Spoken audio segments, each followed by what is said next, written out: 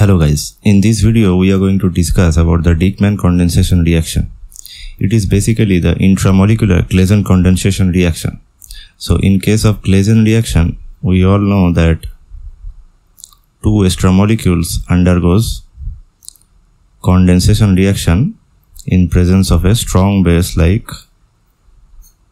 sodium ethoxide, and it produces the beta keto ester molecule as the product. So this is basically self condensation product, right? So this is Claisen condensation reaction. So if the two reacting moieties are in the same molecule, for example, if we take the ethyl ester of adipic acid, the molecule is this one,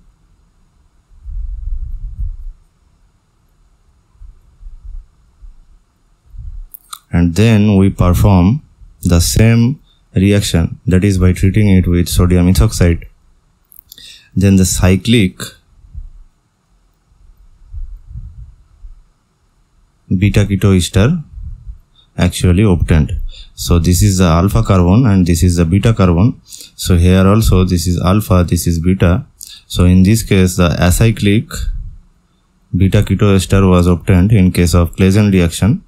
This is Claisen reaction and this is Dieckmann condensation, right? So in case of Dieckmann condensation, we will get the cyclic beta keto ester. So now let us consider the reaction mechanism in case of Dieckmann condition. As you can expect, the mechanism will proceed via almost same pathway as in case of Claisen ester condensation reaction.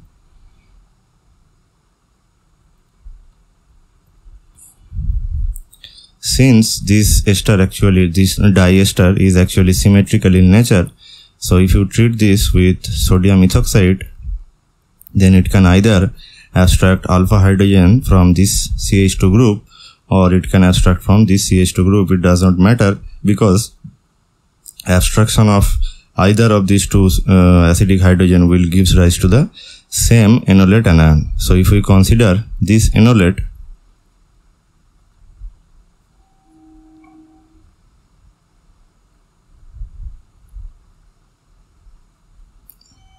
so this will be the enolate. So you all know that this enolate will be essentially stabilized via conjugation.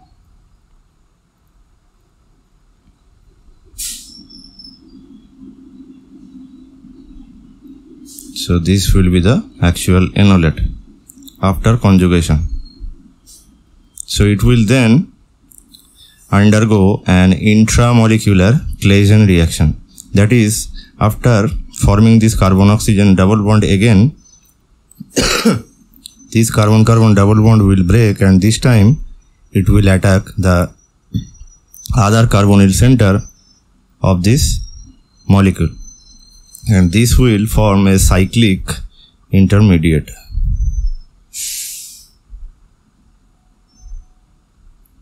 Right?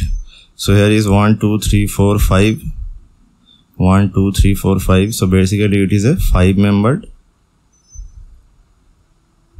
ring.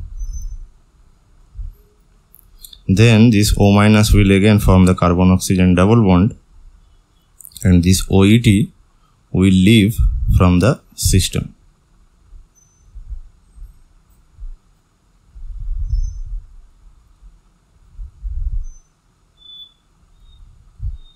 So this will be the final product, but due to the basic condition, it will be again deprotonated. This alpha hydrogen will be deprotonated and the corresponding enolate will be the final product after the complete reaction. So this will be our final product. And after the aqueous workup, this O- will be essentially get protonated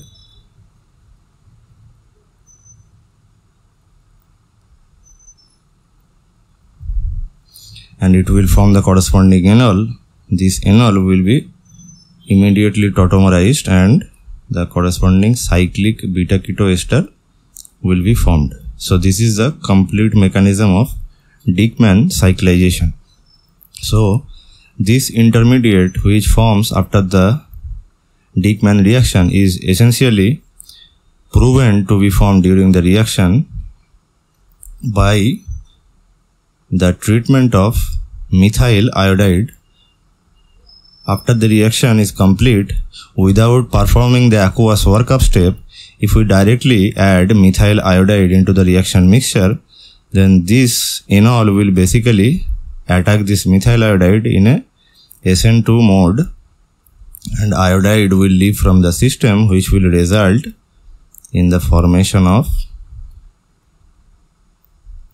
this compound as a product, and it is basically isolated,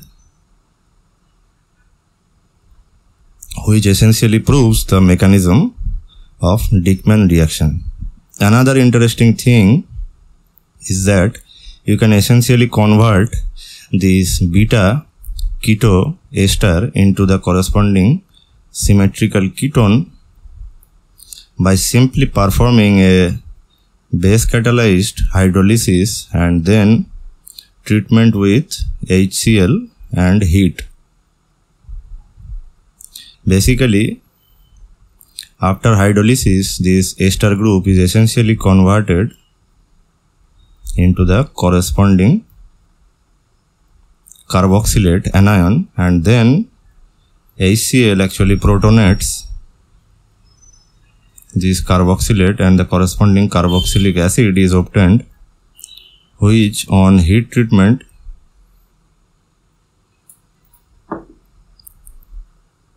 undergoes a fragmentation type of reaction, and thereby one molecule of carbon dioxide is liberated from this system and it will generate this cyclopentanone.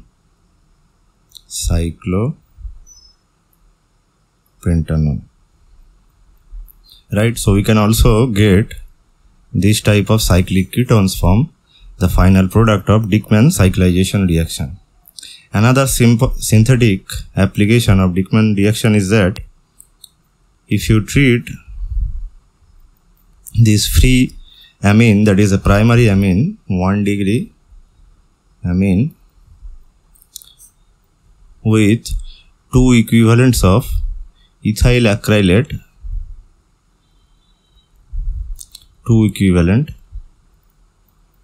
then obviously Michael addition reaction will take place, and in the first Michael addition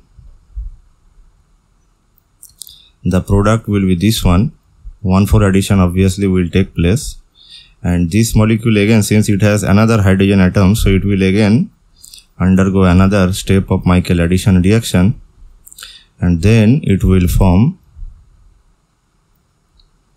this particular compound.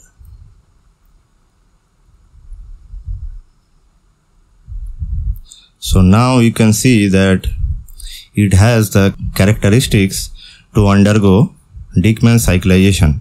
So if you treat this with strong base like sodium ethoxide, then either this CH2 or this CH2 will undergo enolization.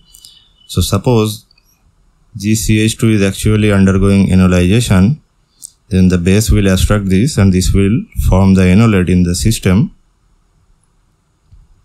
and this will produce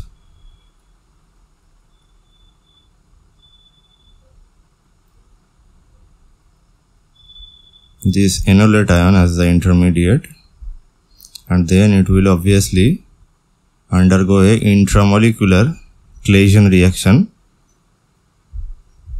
I am not showing the tetrahedral intermediate, I am directly leaving this OET minus from this system.